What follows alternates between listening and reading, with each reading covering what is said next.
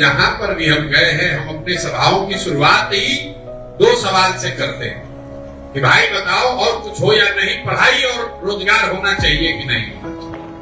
100% लोग कहते हैं कि नहीं ये तो होना ही चाहिए, पढ़ाई रोजगार काहे नहीं होना चाहिए। चाहे आप किसी जाति के हो, अगड़े हैं, पिछड़े हैं, हिंदू हैं, मुसलमान हैं, गरीब हैं, अमीर हैं, किसान हैं, नौकरी करने वाले हैं, युवा हैं, बुजुर्ग हैं, सब कहता है ना भाई पढ़ाई तो होना ही चाहिए।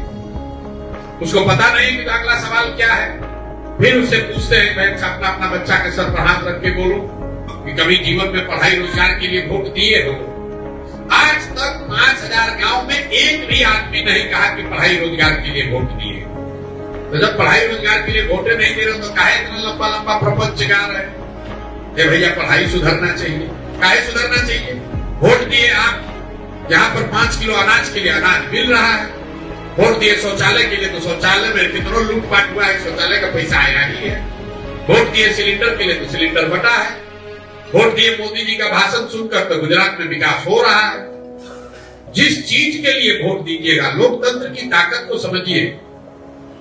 लोकतंत्र में आपके वोट की ताकत जो है उसको आपकी समझ ही नहीं है।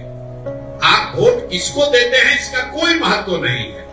वोट किस बात के लिए देते हैं इसका महत्व है। मोदी देश के प्रधानमंत्री हैं, वो गुजरात के भी प्रधानमंत्री हैं, बिहार के भी प्रधानमंत्री हैं। मोदी जब गुजरात जाते हैं तो वहां पर फैक्ट्रियों की बात करते हैं, गिफ्ट सिटी की बात कर रहे हैं, 1 लाख करोड़ के बुलेट ट्रेन की बात करते हैं। वही मोदी जब बिहार आते हैं तो लालू के जंगल राज की बात करते हैं, हिंदू मुसलमान की बात करते हैं, 4 किलो अनाज की बात करते हैं। गुजरात आज मैन्युफैक्चरिंग का बहुत बड़ा हब बन रहा है। आज गुजरात भारत के सबसे वेल कनेक्टेड राज्यों में से एक है।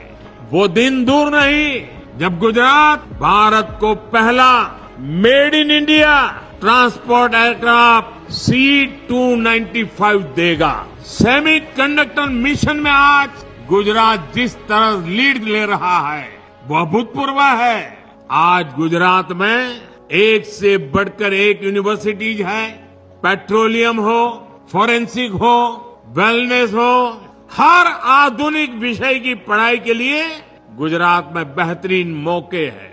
आज बिहार के करीब 9 करोड़ जरूरतमंदों को मुफ्त राशन मिल रहा है और मोदी की गारंटी है अगले 5 साल भी मिलता रहेगा।